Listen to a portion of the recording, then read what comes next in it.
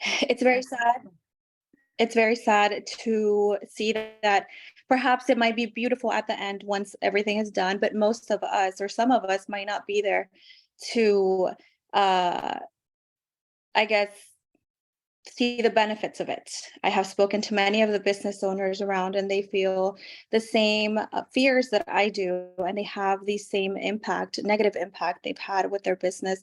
Some of them have been there for over 30 years, and they feel the impact. They're not happy, and it's very stressful. We're having to put in multiple hours. I have to be there all day to cover a shift because I can't afford to pay employees as I did before. I've cut back hours in the business, cut back hours on my employees.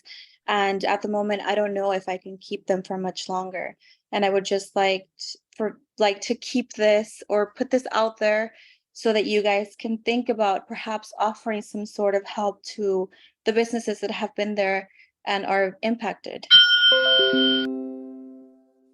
Thank you very much for your input, Mariella. And we actually have a council member who also owns a business on Middlefield. Let us think about something that we can do and to raise a flag on this, because it's not the first time we've heard that the impact on businesses is very severe. So thank you for your input tonight. Agenda item number 3, an update on the San Mateo County firework ordinance. This is 20 minutes. The presentation is going to be given by Mark Myers of the Sheriff's Office. Mark, the floor is yours.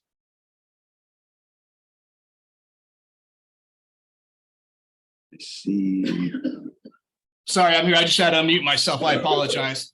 Let me share my screen real quick and we'll get going.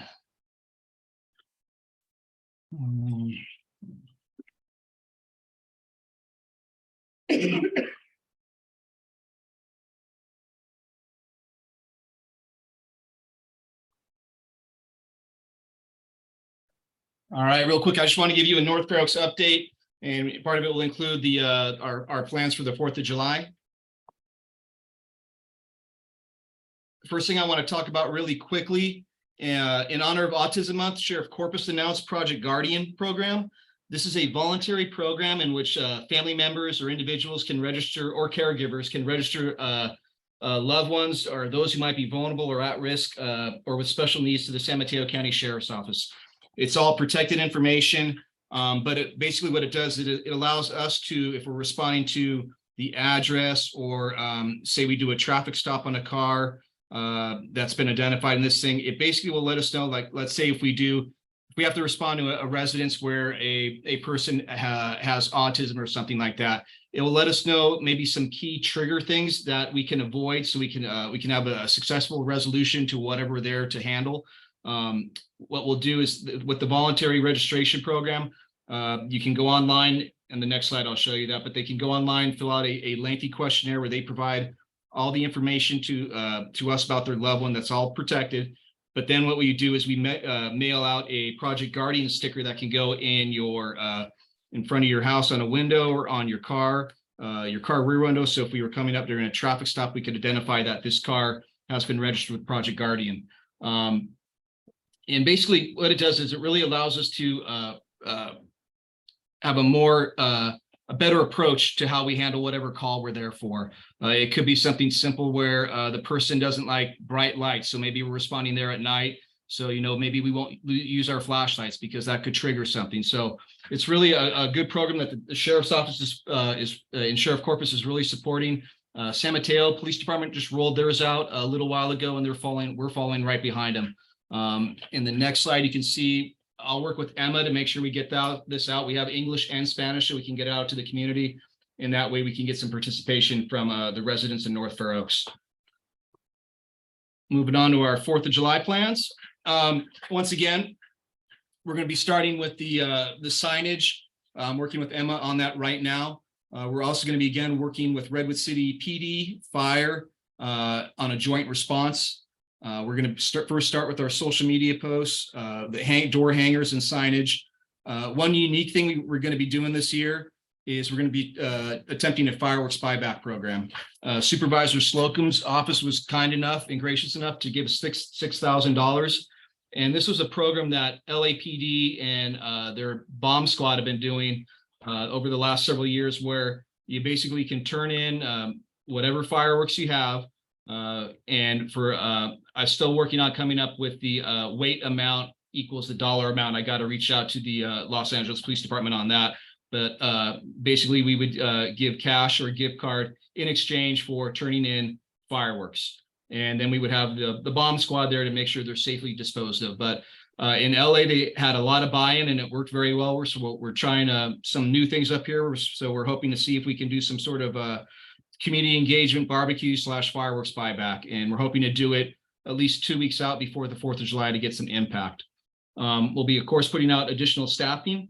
And then with the new county ordinance, we're going to be approaching taking on a zero tolerance approach.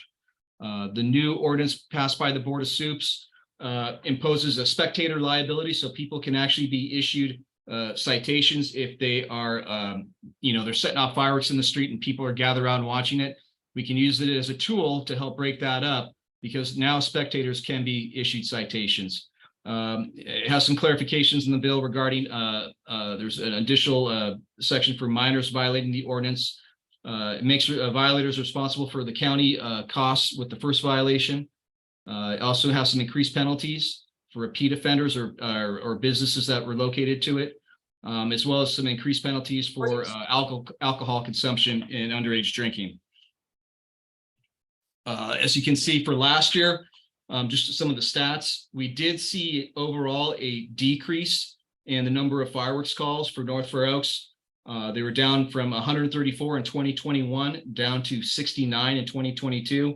And while was a decrease, it was only one less gunshot, but we did have a decrease in gunshots in North Fair Oaks as well as most of our other areas in our jurisdictions we handled. So that's in addition to that, we will be working with Redwood City Fire, Menlo Park Fire Department, Redwood City Fire Department on coming up with a joint response on maybe sending out some fire marshals with our deputies to help enforce some of the county ordinance and the health and safety code violations.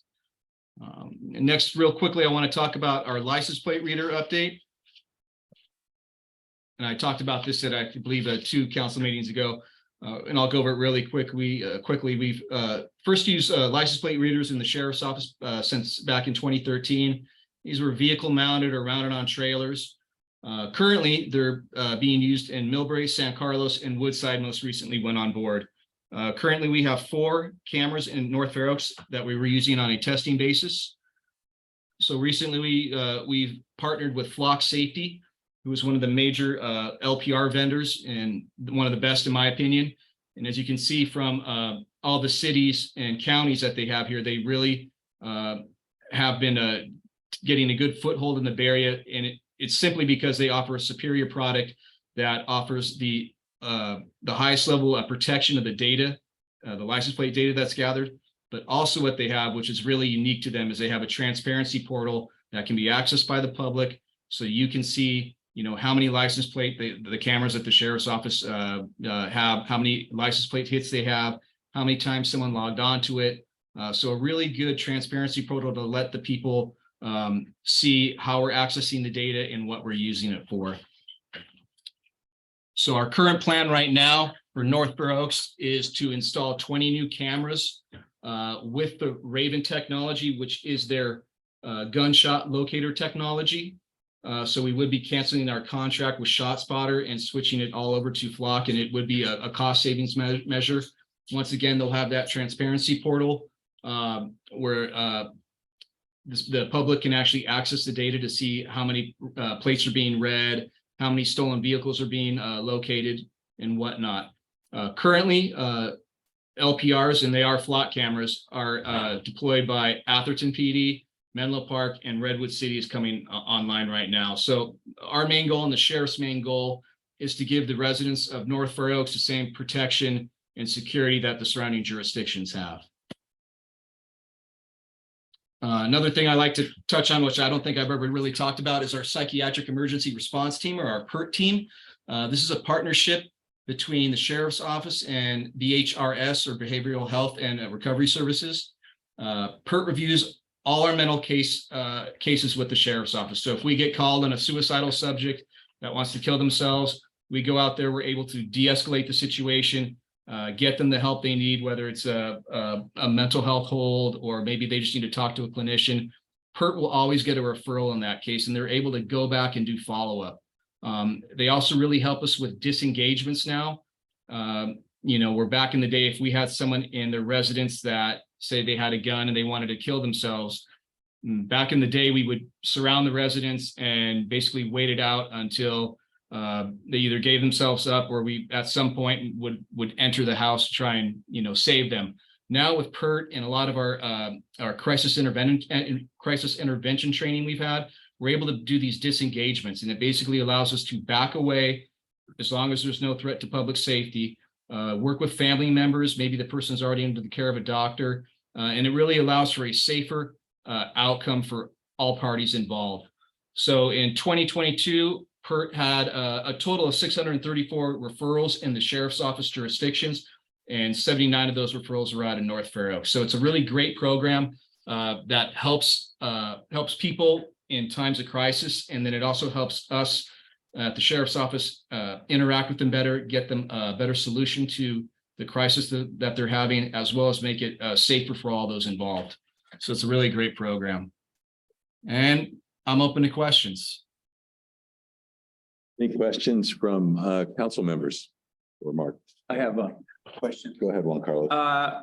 Captain Myers, is there any increase on the fine amount? Because I know that was kind of new last summer. Have the fines gone up?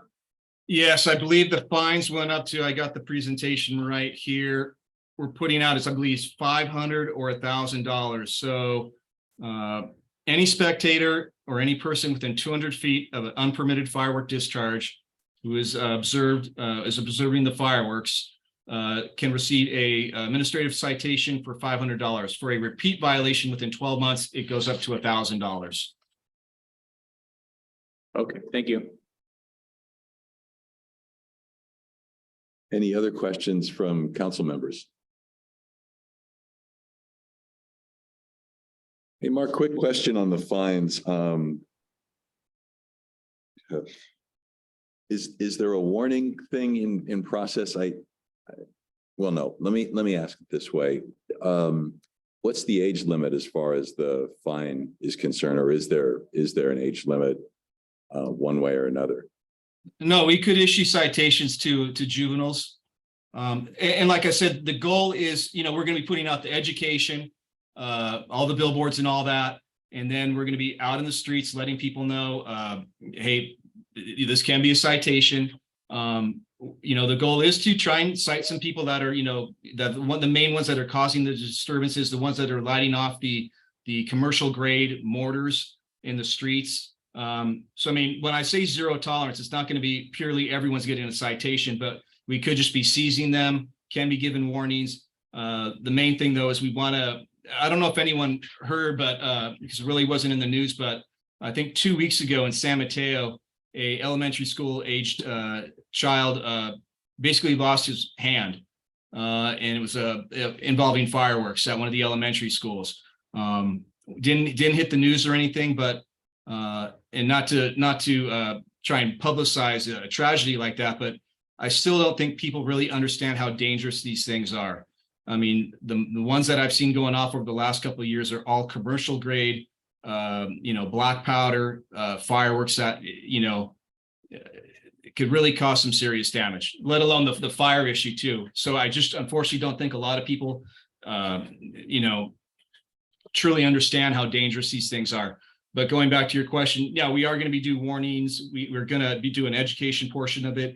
But the goal is to identify the residences or the people that are continually having the same problem and are the main root cause of a lot of these complaints, and try and target them.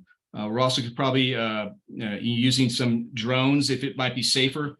And last thing I want to is our deputies and the citizens getting in a fight over fireworks or something like that. We could be taking a different approach where we can identify the troublemakers from afar, do an investigation afterward, and maybe file something with the district attorney or the county attorney.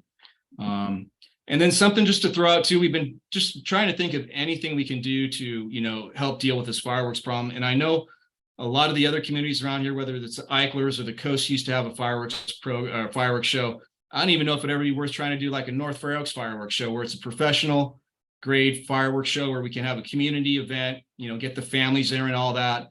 Enjoy a nice fireworks show on the 4th of July. And then, what we can do is then we can find out who is actually, out there, the ones that are still setting stuff off in the street and kind of target them. But just trying to think of something that we can do maybe different just to see if it works or whatnot.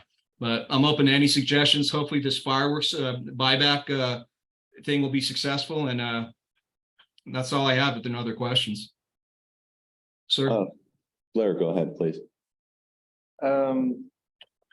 That was an awesome report. It's way more than just talking about the fireworks ordinance, but this is what we used to get from the county, like every quarter or whatever, Captain Corpus would come in or whoever the liaison for North Fair Oaks. And I think public safety is a big issue on everyone's mind. So I'm glad that you covered so much of this really, really cool stuff, that Project Guardian, the PERT team, the fireworks. I'm excited about the amnesty program / buyback, and Supervisor Slocum is really to actually offer money, not just amnesty where you can like have a safe surrender site, but to, encourage kids to get some money or Slurpee or whatever. That's awesome. Yeah. And we'll just see how that works. And I also like the idea of a community festival. When I was a kid, fireworks were like fun, and they would have like a school playground where you could buy the fireworks and set them off in the playground or the parking lot. And they promised, trust us, we'll still keep that. We're just going to ban the illegal stuff. But they, of course, like banned everything. We can't trust people. They're too stupid. This is too dangerous. It would be awesome to like have like a railroad car roll down, stop, and then shoot off some mortars and have a block festival on both sides of the train tracks with taco trucks and ice cream, and just make it a good old time, because that would be an acceptable alternative. I live in that neighborhood and it's both sides of the train tracks. We're like in competition for who can blow up the most stuff over the train tracks. And it's fun. Not that I'm in possession of fireworks, but I'm like 2 blocks away, and you can either hide in the house and get all pissed off or walk down, see what's going on and walk back. So we'll just see how it goes. And I like the idea of like a diversion program versus like super serious fines. Like if you get a bike ticket at Stanford, you can go to a bike safety class as a diversion. So if there's people that are like on the fence, maybe teenagers do stupid things, they get the ticket, and then maybe their parents get the ticket too, but they could work it off by going to a safety class or something like that. The idea is supposed to be education and a positive thing versus, a big fine is like, it can be devastating for some people. Well, and that was why I brought up I don't want a 15-year-old, 16-year-old who maybe saw the display going on, didn't know any better, hung around for a bit and goes home with a $500 fine. But it sounds, Mark, like you're doing the education and. Yes, sir. And I don't want to issue tickets for anyone with a sparkler or anything like that. A lot of times what we can use it to do is to simply go in, we come across some people on the corner of the street, line them off. At least this ordinance allows us to contact them regardless, they already have illegal fireworks, but at least it gives us a little tooth in the game to go in and seize the fireworks. Don't have to issue citations. We can at least, issue some warnings and stuff like that. But I think the main thing is, when I say zero tolerance, we're going to try and go out and seize as many of these fireworks as possible. Though it doesn't mean we're going to issue tickets along with that, but if we can seize them, especially the dangerous ones, and get those off the hands so we don't have anyone injured this 4th of July or any kind of a, fire hazard safety issue. So. That sounds good. Any more questions from council members? Okay, well, thanks very much, Mark. We'll get you back on the agenda after the 4th and see how things have played out, given your efforts, given the new ordinance and that sort of thing. Thanks very much for your All right. presentation. Everyone have a good night. Thank you. Too. Bye. Agenda item number 4, status updates on the North Fair Oaks Community Plan Outreach. That's 20 minutes. The presentation is going to be made by Good City Company.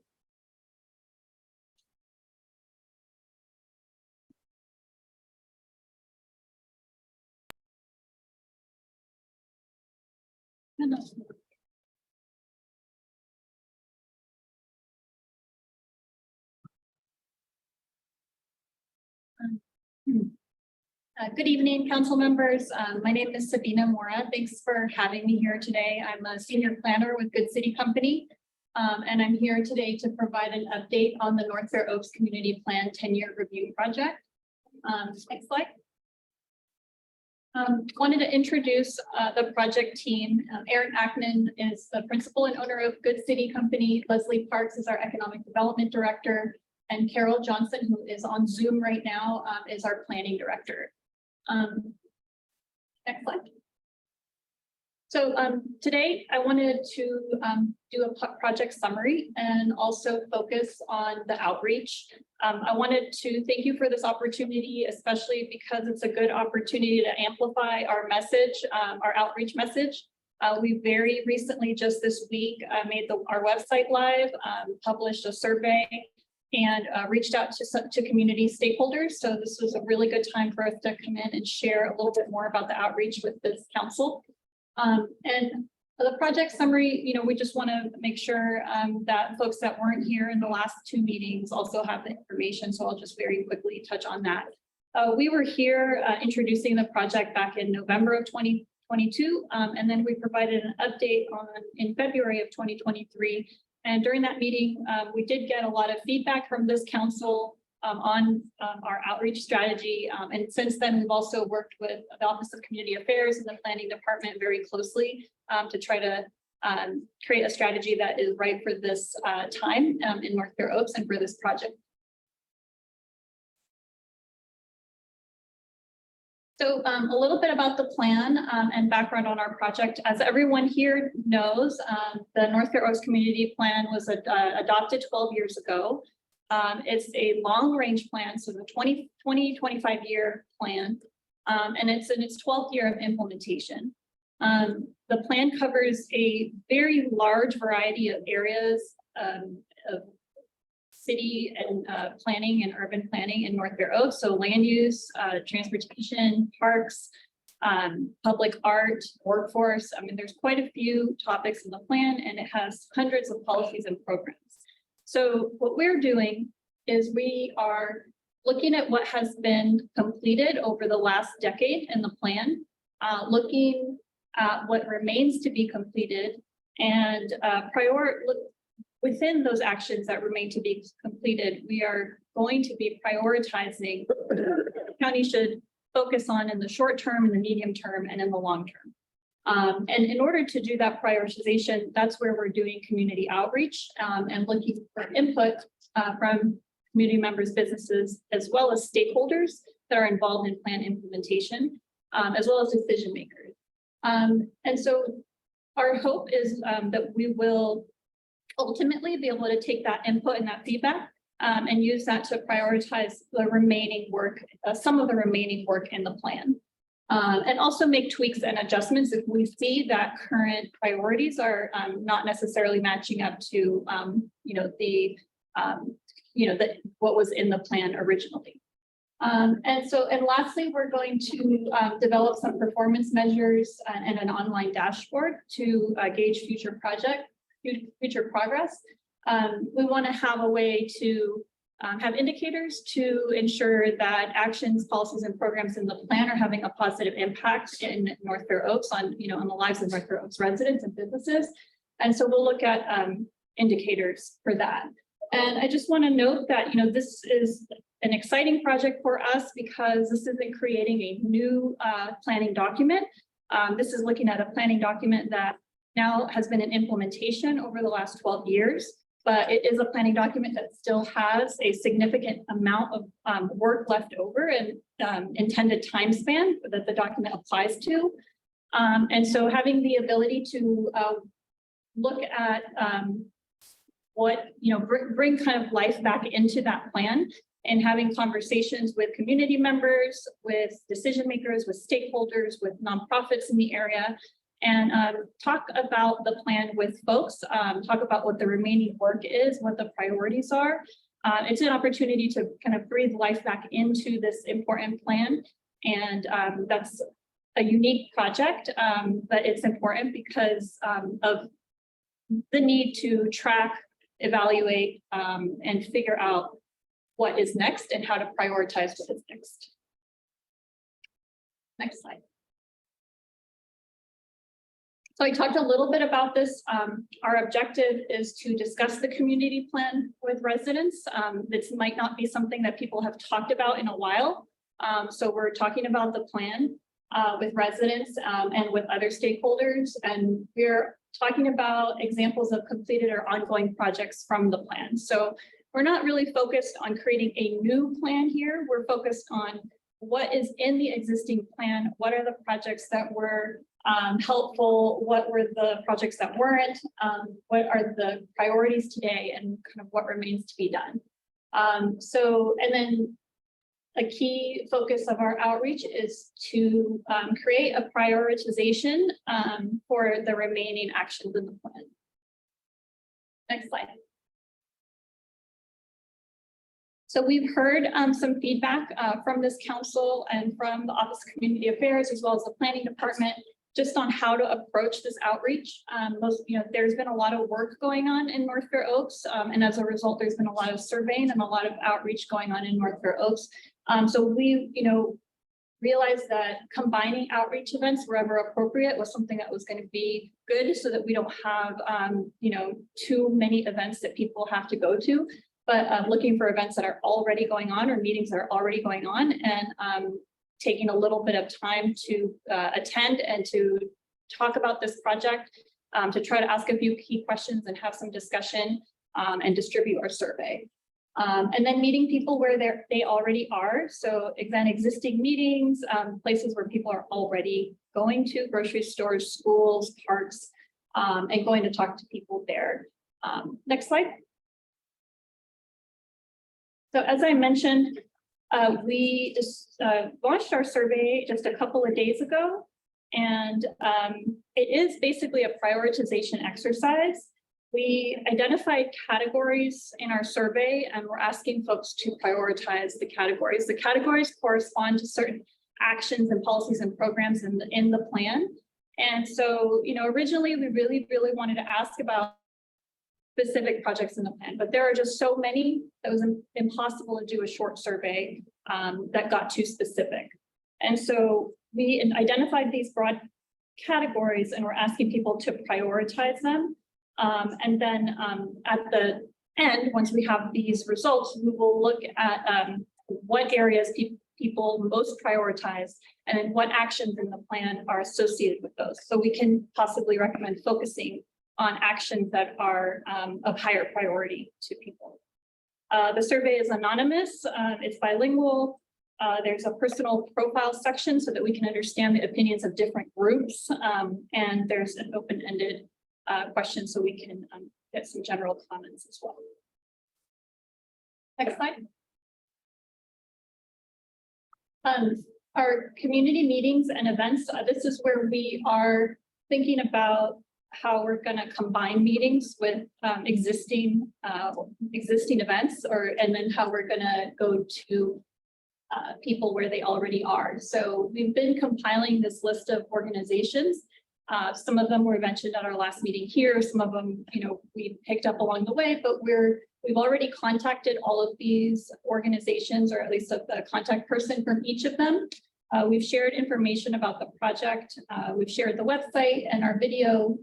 And our next step is to follow up with each of them individually and ask them what is the best way for us to connect with either your students or your members or your constituents, or the folks that your board. And we would like to figure out what's the best way to connect with them, what's the best way to have that conversation and discussion with them, and to distribute our survey. So we'll be doing that fairly soon. Next slide. in the vein of reaching people where they are, we are also doing some pop-up events in North Fair Oaks. So you'll see me around a lot in North Fair Oaks, along with hopefully a couple volunteers. But we're going to various locations.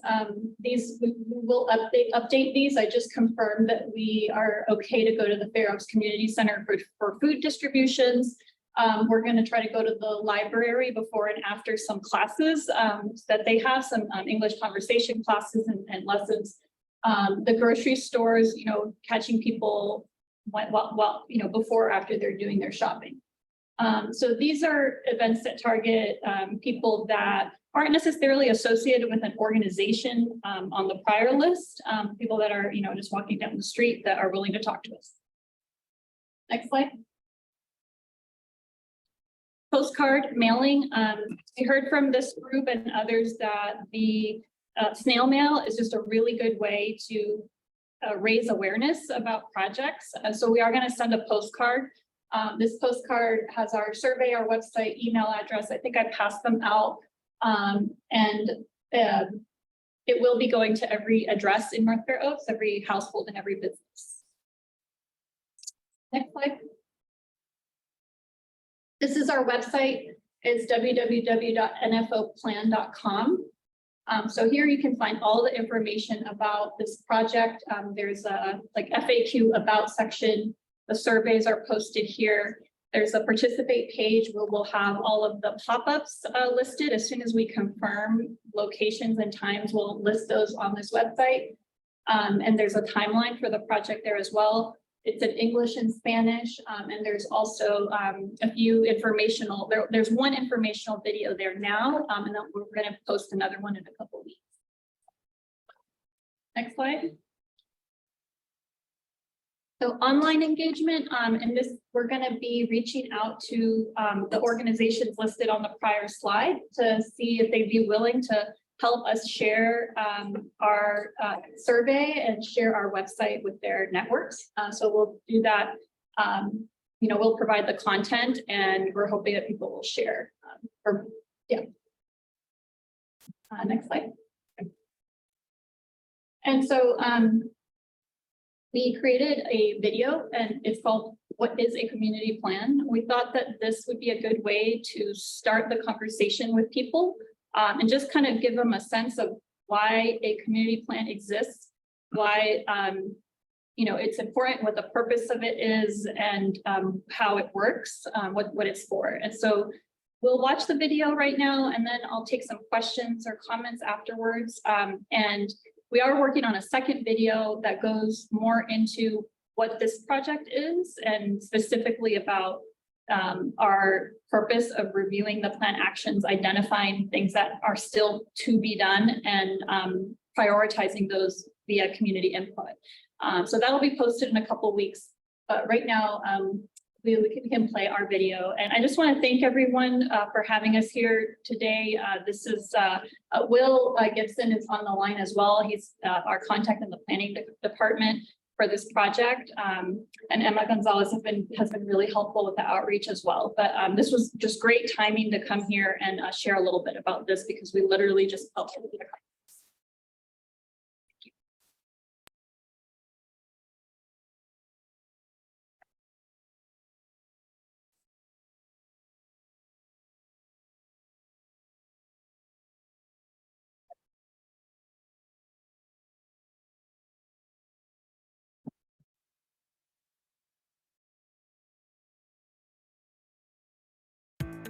What is a community plan? A community plan is a way for a community to create a vision and goals that can be implemented through policies and programs. Community plans are created by county staff and adopted by the Board of Supervisors with input from community members. A comprehensive community plan normally spans a time frame of 20 years or more. Community plans help local governments stay on track by providing guidelines for how to allocate time and resources to projects. Public input is a key component of community plans. Through surveys, meetings, interviews, and workshops, residents help inform and shape the community's vision, goals, policies, and programs. Community plans provide detailed information that will help achieve the community's goals, such as investing in parks, community facilities, or public art. When there are different points of view, creating a community plan helps create consensus around some community priorities so that some shared goals can be prioritized. A community plan also includes information about what can be built in the future and where.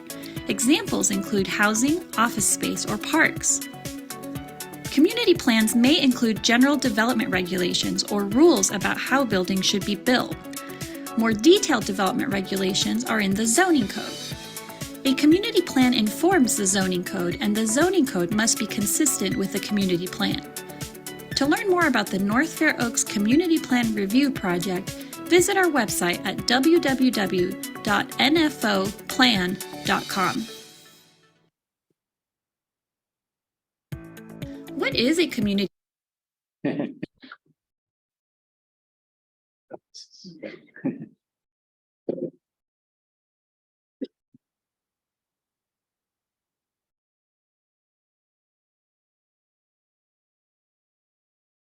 Are there any questions or? Do any council members have questions for Sabina? Go ahead, Blair. If I recall correctly, they were going to update some sections, but keep most of the plan because it was considered pretty solid. And it was like housing and a few other things. Is my understanding correct, or are you redoing the whole plan chapter by chapter, section by section? I'll answer, from my perspective, and then if Will has more information, or Carol, feel free to jump in. So our scope isn't to update the plan at all. So we're not updating the plan, any section of it.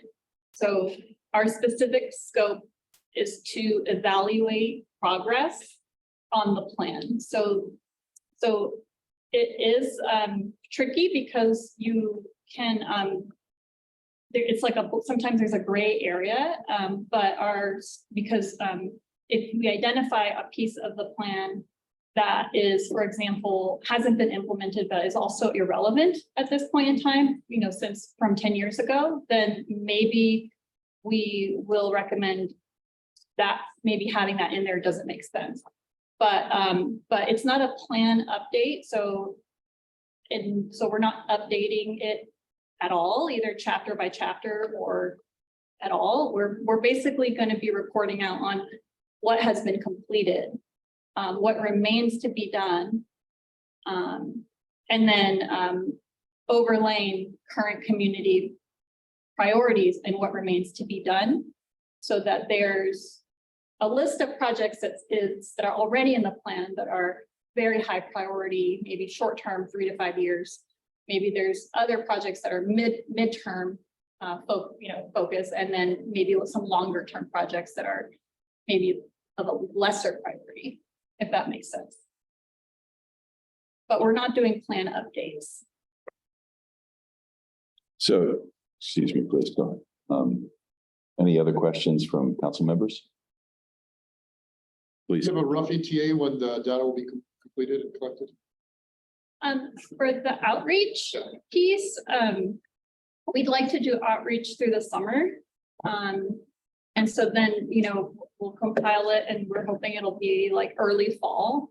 And then for our review of the plan itself, where we're reporting out what has been completed, what remains to be complete, and we're saying what the short-term priorities could be versus medium-term and long-term. That'll be a report that'll be closer to the end of the year.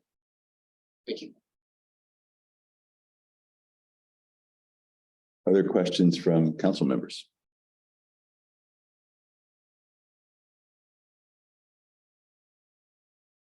Please go ahead, Blair. I feel like there's value in building consensus around where we're falling short.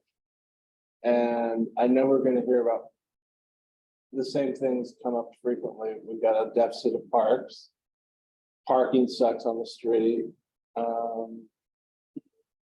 And there's a few other things that are like frequent. Something came up like a year or two ago about during COVID, they did like Wi-Fi. And I think I asked the supervisor one time, is there a chance we can keep that after COVID? He said the county is kind of working on something like the Peninsula Clean Energy. I'm sure there's generic language in the plan about bridging the digital divide. But that's like an actionable thing that would directly impact a lot of human beings that could use it to have free Wi-Fi access to the cloud throughout the entire community would enable people to be better students in school, more functional adults, because it is cost prohibitive sometimes when you're living paycheck to paycheck to get a Wi-Fi router and all the hookups and stuff. I'm not sure if that's a question. I'm just rambling.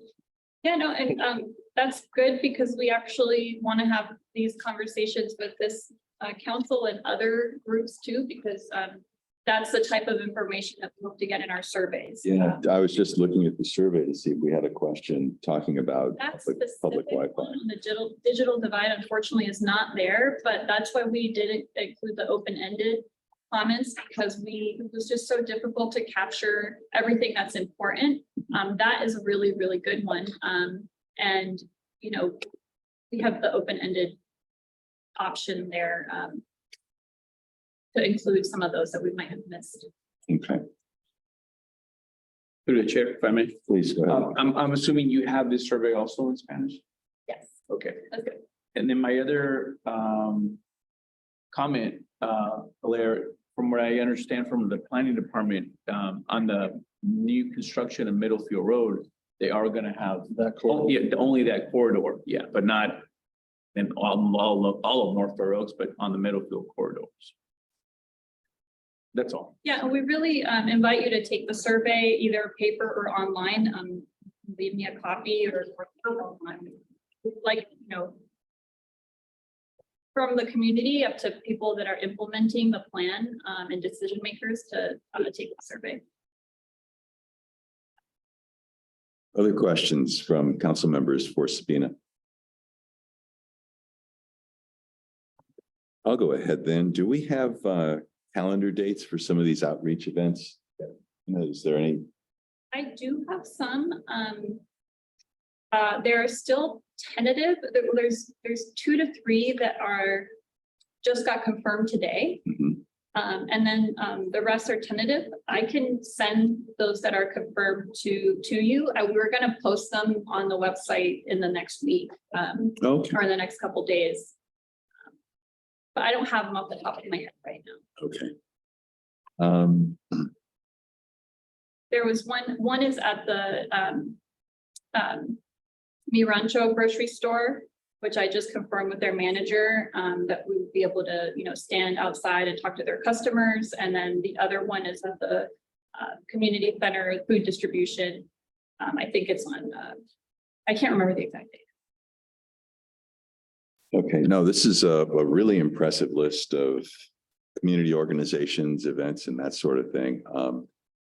Personally, I would like to leverage these events to expand community awareness for the North Fair Oaks Community Council. And what I'd like to do, if it's possible, Emma, is just create a simple flyer that could be distributed at the events that provides an overview of the council, and how to engage and when our meetings are. I mean, I think most of the content for that is on our webpage. So it would really just be a matter of formatting it, printing it out, making sure those were available at the outreach events. Is that something your team could do?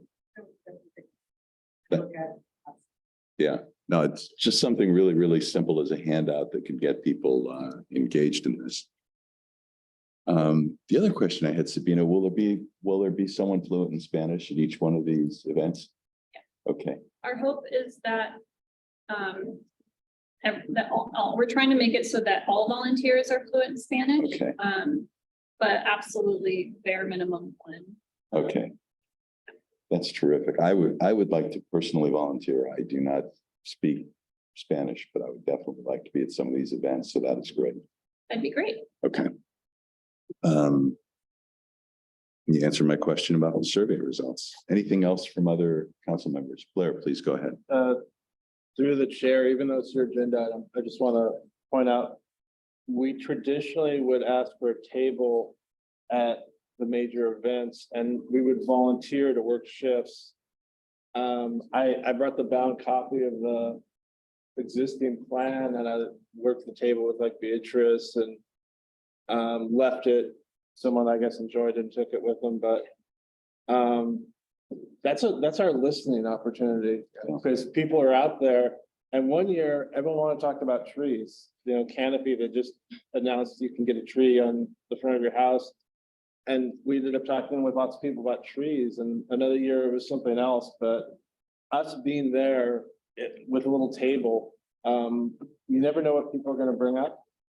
And gotta adapt on the fly, but I think we need to commit as individual members of the council to make ourselves available for a couple 2-hour shifts during the summer when we got the Fair Oaks Festival and whatever other similar events are, because we need to connect and to be available to answer questions or ask questions.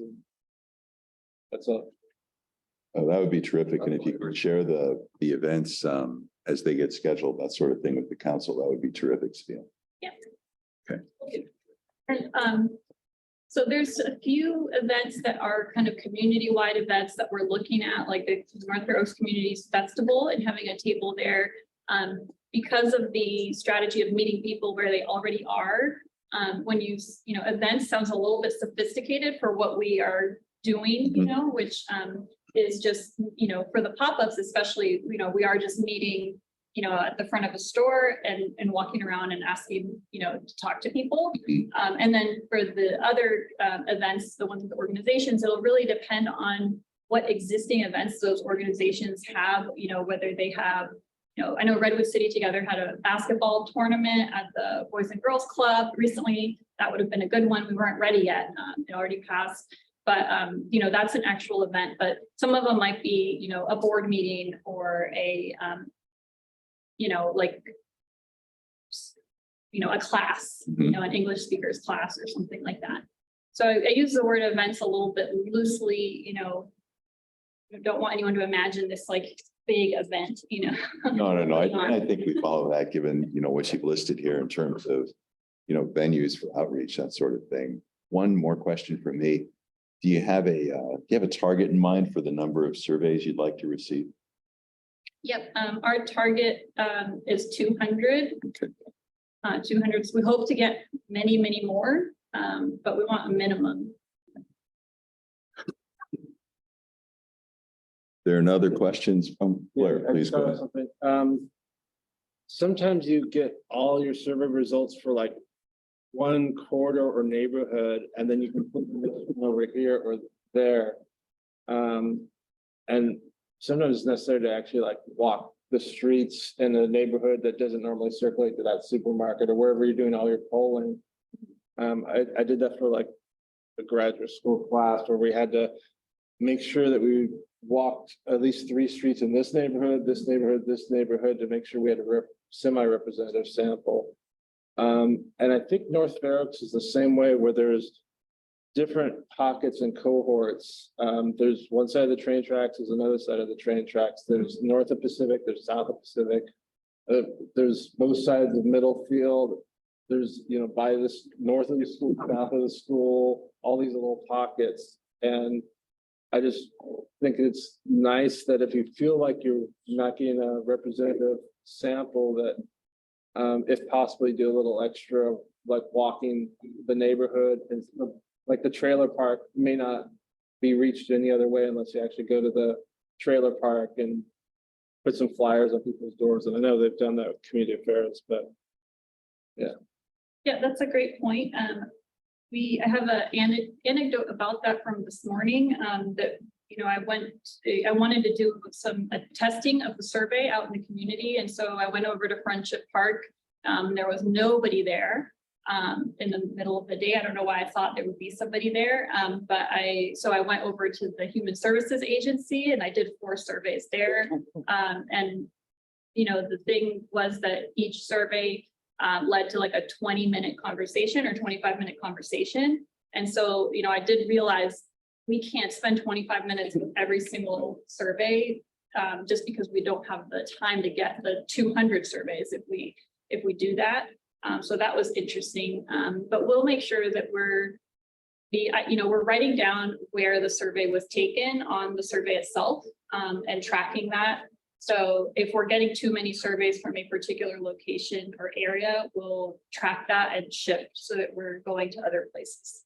And I assume you're using like the free text portion of the survey to capture, when someone talks to you for 20 minutes, perhaps it's one or two, maybe Yeah. 3 topics, but you're capturing whatever they bring up. Yeah. That's true. Any other questions from council members? Do we have any public comment for Sabina? And this time, members of the public, if you wish to comment on agenda item number 4, North Rocks Community Plan Outreach, please bring a speaker slip up to the clerk during this time or use the raise hand feature on Zoom.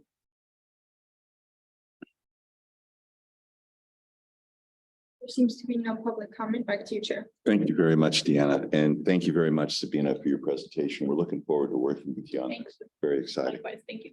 Thank you, Sabina. Agenda item number 5, an update on SB 411. That's going to be a presentation / discussion led by Tim Fox, Deputy County Attorney. Good evening. I'm on the agenda for 10 minutes, but given the early time, I assume I can stretch it to 60 if that's okay. Please, fire away. I didn't think so. We're talking law and litigation, much time as you'd like. I can talk about the Brown Act much longer than most people's attention span.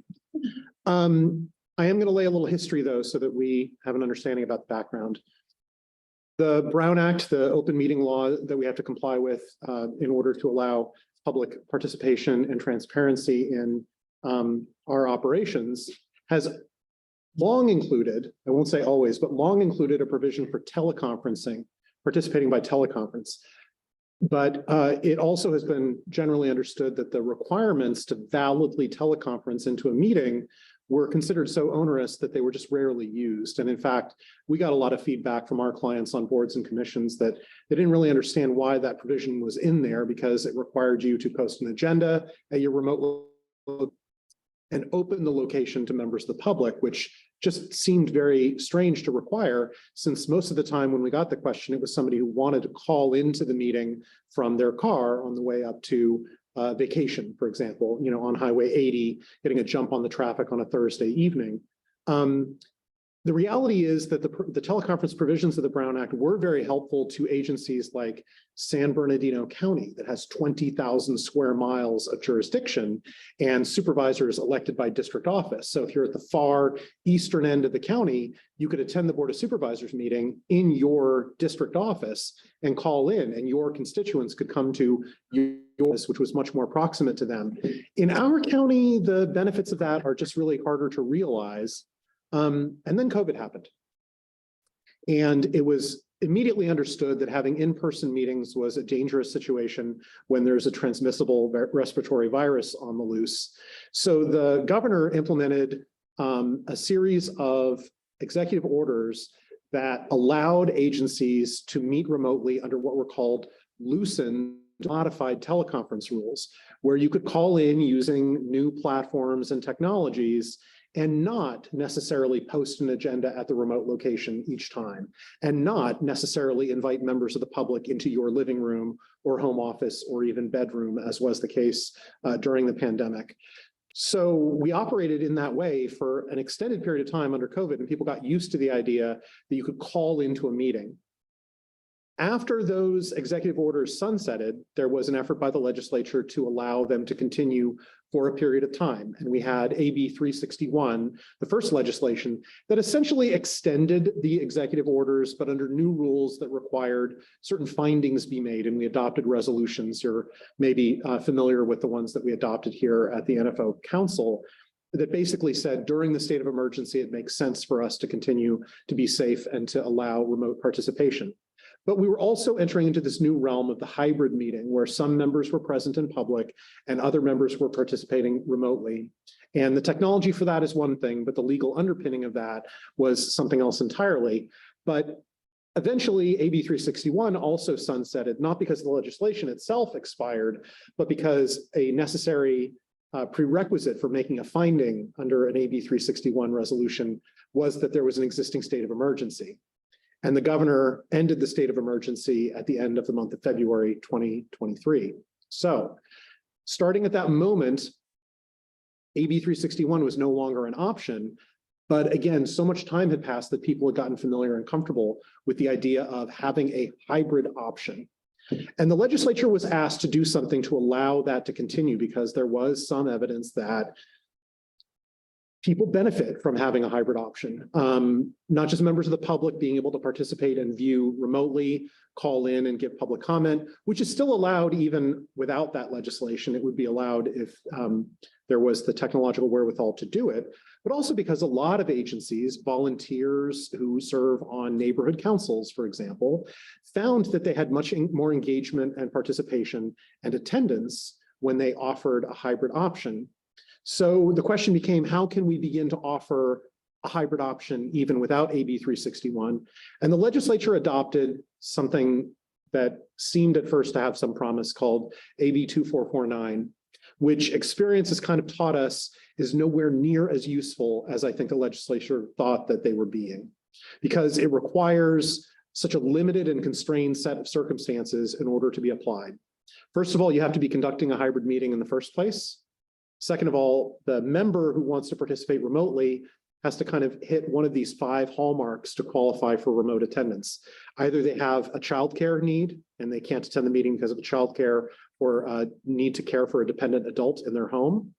They're traveling necessarily on the agency's own business, or if they work for another public agency, the public agency's business. So business travel for other people who volunteer for these positions and advisory councils couldn't avail themselves of that at all. Contagious illness was perhaps the only truly useful ground for calling in. If you were exposed to or had a contagious illness, you could participate remotely without having to post a remote agenda 72 hours in advance outside your front door and invite people into your home. Wouldn't be very sensible to allow people into your home if you'd been exposed to a contagious illness. And then there's a provision for accommodation of disabilities that weren't otherwise accommodated, but a limitation on the number of times you could do it. And then finally, emergency circumstances, which were very narrowly defined to include only physical or family medical emergencies. Other types of emergencies didn't qualify. A thing we learned during some of the weather events that we had, where everybody assumed that the weather could constitute an emergency, and it does. It just doesn't qualify as an emergency under AB 2449. So the legislature has an existing law that allows remote public participation, but everybody agrees it is not good enough to meet the needs of local agencies that want to enhance public participation and participation by members. So the chair asked me to give a report about a pending bill, SB 411, introduced by Senator Portantino, which would allow a local agency to make a finding that remote participation by members was to the greater benefit of the public than requiring in-person attendance. And it would have done good things had it remained in the form in which it was introduced in February. But it was amended by the Senate Committee on Government and Finance in April to apply only to neighborhood councils as defined, which was defined as neighborhood councils of a charter city with a population greater than 3 million. In other words, Los Angeles. Okay. So the Senate committee, in response to some comment, and I haven't investigated who was at the table lobbying for this amendment, made it so narrow that it would apply only to neighborhood councils in Los Angeles. But I didn't stop there. I wanted to find out what other Brown Act bills were in the pipeline. It's kind of a mix of good news and bad news, most of it bad. There was another bill, SB 537, introduced by Senator Becker, that would have been very helpful to this committee because it would have allowed appointed members of advisory councils to participate remotely. It too was amended, and now in its current form, it applies only to multi-jurisdictional cross-county agencies. So rather than go small and say that you get greater participation for smaller neighborhood community councils, it was instead made a more convenient tool for people who have to participate in things like joint powers authorities meetings over larger geographic distances. It stopped being a bill about this and started being a bill about something else, as is often the case. AB 1275 was very similar and applies only to community college student organizations, both statewide and local. There was another bill, AB 1379, introduced by Assemblymember Pappen, formerly of the San Mateo City Council, that also would have been extremely good. Unfortunately, its hearing before committee was canceled at the author's request, and I'm not sure why. There are two other bills in the pipeline, AB 817 and AB 557, each of which might provide some benefit, but they are currently kind of in suspense. One had its hearing postponed before the committee, and another was referred to another committee, which can be a good thing if it's referred to another committee for the additional hearings. It's just that I don't have any concrete information to offer you about a likely avenue for relief. If there's anything I can take from the situation that resulted from my research, it's that the legislature is very skittish about making changes to the Brown Act, even if the experience of local agencies is that greater public participation can be achieved by allowing this as an option.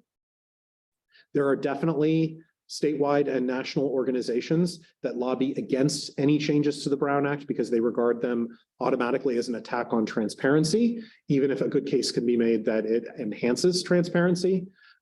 So it's probably the case that we're going to see some of the bills, like the one that applies only in Los Angeles and only multi-jurisdictional cross-county agencies, they might pass. And that might give the legislature some courage to expand the scope of the exceptions to allow for remote participation under more circumstances. Certainly, our county has heard from its boards and commissions, not just North Fair Oaks, but others as well, that there is a definite interest in allowing this as an option in order to make public service on one of these councils less onerous and more flexible and capable of engaging the public. So the county's own perspective on this is to be in general support of this type of legislative effort. We just don't know what form it will take or when. So as things stand right now, AB 2447, AB 2449 is still the law. You have the option to call in if you meet one of these hallmarks, which includes an illness on your own part or the physical illness of a family member. So if you do have a need to call in, please do let staff know well in advance, as far in advance as you can, so that we can make the appropriate announcements to allow you to remotely participate without having to post an agenda at your home or other location. And I have nothing further, but if you wish to ask any questions, I'm available to answer them. Any questions from council members for Tim? No. Go ahead, please. I just think that it is good that we've kept the hybrid participation option for members of the public, because regardless, we as voting members should be in the room if it's physically possible. But I think it's enhanced our ability to reach members of the community that with work or family obligations may not be able to sit in those chairs and speak up. And I'm happy to hear their input online and to get them in the record. I also like when people send emails, we can acknowledge that and make sure that people know they're being heard. So that's another piece of it is making sure that the people have a chance to have their voice heard. Worst case scenario, if you're on travel, you can still attend remotely, you just can't vote. And there's value in that. You can participate, make comments or listen, but you just can't vote in the final vote. And that happens. So thank you for the update. Any other questions from council members? No. Is there any public comment on this item? In this time, members of the public, if you wish to comment on agenda item number 5, update on SB 411, please bring your speaker slip up to the clerk during this time or use the raise hand feature on Zoom. Seems to be no public comment. Back to you, Chair. Thank you very much, Deanna. And thank you very much, Tim, for the research and looking at each one of those bills and explaining their potential impact to us. Appreciate it. Doesn't sound like we're near a solution anytime soon. for Point of this. order, can we ask that the agenda include a boilerplate sentence on how to call in, like your phone number and email address? If members will be absent, please, just from here on out, put in the template. And that way, whatever's going on, they can at least find it on the agenda, which was posted public. Add it to the agenda. Okay, we can do that, Deanna. Okay, thank you. No, thanks very much, Tim. Agenda item number 6, report out. I believe we do not have a District 4 report tonight. County Executive, Adam, please. Got 3 things to report out on. First, I just want to say, as a lawyer, I've stopped in Tim's office and asked him questions on legal issues many times, and he always comes through in the way that he came through with you guys. He's super informative and super knowledgeable on a million different topics. But anyway, Absolutely. the Healthy Community Mural Project update. As you guys know, the muralist Emily Fromm has begun painting a series of the colorful murals on the Fifth Avenue underpass. That's in progress for everyone to see, and something I think the community should be proud of. On the Middlefield Road Improvement Project, there was although it's continuing to take some time to get that project complete, there was a significant milestone reached this week with the west side of Middlefield Road fully open and operational from Douglas to Fifth Avenue. And it's good to see that work moving forward.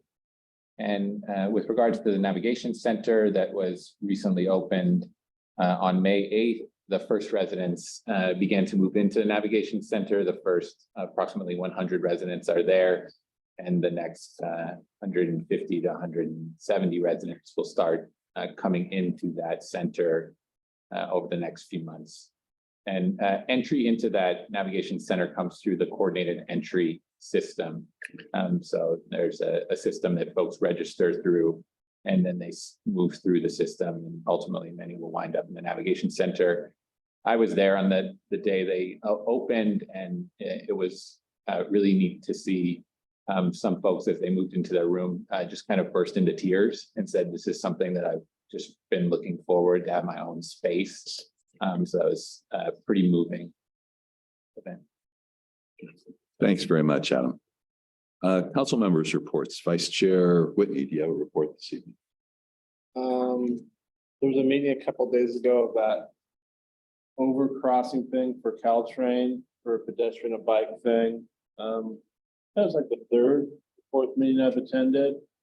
And they're down to 3 options, 2 over the tracks and 1 under, and the strong preference from polling seems to be that people don't feel safe in a tunnel and that they'd rather go over. But then someone else spoke up that they're scared of heights and they'd rather have the tunnel. So it's in play. They're talking about it. It's a multi-year thing, but Mercy Housing is going to have that huge thing on one side of the train tracks, and the El Camino Real buses on the other side.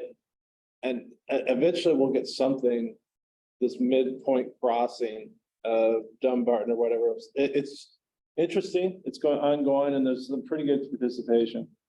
And then 2, I live in the neighborhood with the St. Francis Center and the Siena Youth Center. And I read the Sister Christina's letter about her departure, and I was really pleased to see Supervisor Slocum recognized her in the newsletter that came out like 2 days ago. And I guess the Board of Supervisors are going to do a resolution. I was thinking we should probably do something, but it's awesome if he's doing it, because he can do like a better certificate and seal and all that. One comment that stuck out was her organization with private donations has created more affordable housing than all the public programs combined. So the county will build like a 2-story thing here and do something over here, but she's gotten money from Sobrato and other people and bought in some rundown buildings and fixed them up. And because it's not like tax dollars, there's not as many restrictions on who can be housed there. So it's a more equitable and inclusive thing, following some Catholic values. Just interesting. They're actually having a listening meeting right now at the Siena Youth Centers of who should replace Sister Christina. She's been promoted in the Dominican order and she's gonna go to Wisconsin or someplace. But she had like 10 years or more and really made an impact in the community in so many different ways. It's important that we recognize the impact that was made and we try to recreate and continue that. You know, the torch is going to be passed, but I think it's awesome that we've had that as in our part of our community. And that's a long rambling check-in, but whatever. Okay. Councilmember Prado? Yeah, nothing to report, but I do want to make mention that I will be passing the flyer for our youth members that we need to council members. So I know that on El Concilio on Middlefield, all the activities that they have are exactly in this age group. And then of course in the high school, I'll be, advertising as much as I can. So That would be great. Councilmember Salmon. Nothing to report on my end. Okay. In response to your comment, Blair, I believe we have a presentation on the crossing at our next council meeting. Is that correct, Deanna? So we'll hear about the alternatives and the surveys and that sort of thing. Yeah, and in response to Councilmember Prado, we do still have vacancies on the council. We have one for a regular member as well as a youth member and alternate youth members. So we have membership of 8 now. We have 9 spots. So we have a vacancy and applications are available at www.smcgov.org/BNC, which is short for boards and commissions.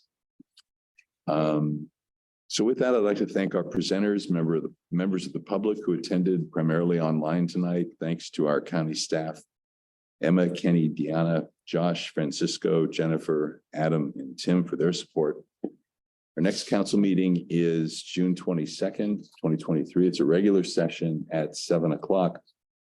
And excuse me, I'm afraid I have to end tonight's meeting on a rather sad note. For those of you who haven't heard, former member of the NFOCC, Linda Lopez, recently passed away. Linda had a tremendous impact on the community, touched the lives of many people, especially our youth in North Fair Oaks. And during this Tuesday's Board of Supervisors meeting, Supervisor Slocum honored Linda with a wonderful remembrance, which I'd like to repeat now. Linda Lopez, a longtime community organizer, activist, and former member of the North Fair Oaks Community Council, recently passed away. Linda never wavered in her desire to help others and always called out inequities. She spent years working or volunteering with a variety of community organizations, particularly in the community where she grew up and lived for 65 years until this past year, North Fair Oaks. Linda was a lifelong advocate beginning in the 1970s when she was a student at Sequoia High School, where she campaigned against racism and fought for the closure of a napalm factory that was located near the port of Redwood City. She served as president of La Raza Centro Legal, was a founding member of the North Fair Oaks Economic Development Organization, which evolved into the North Fair Oaks Community Council, where Linda served as a member from September 2013 through May 2022. She worked and was an active member in SEIU until her retirement in 2016. Linda also helped co-found the Climate Ready North Fair Oaks Community Alliance, and the cultural collective North Fair Oaks, and was instrumental in establishing the North Fair Oaks Clinic many years ago, and the North Fair Oaks Community Plan, which led to work on the Middlefield Road and the improvements there. She was a longtime board member of El Concilio. For her community advocacy, Linda was honored in the 99th Congressional Record and was inducted into the county's Women's Hall of Fame. The last project that Linda helped shepherd was the Healthy Community mural that's being painted at the Fifth Avenue underpass, which artist Emily Fromm began painting just last week, and will be a sustaining legacy to Linda's community spirit and her contributions. Linda was a single mom. She raised 3 sons, all now adults, who lived in her beloved North Fair Oaks. We send them and all her family our sincerest condolences. And with that, I'll entertain a motion to adjourn tonight's meeting in the memory of Linda Lopez. I'll make the motion to adjourn. We have a second. All in favor? Aye. We stand adjourned. Thank you very much, everyone.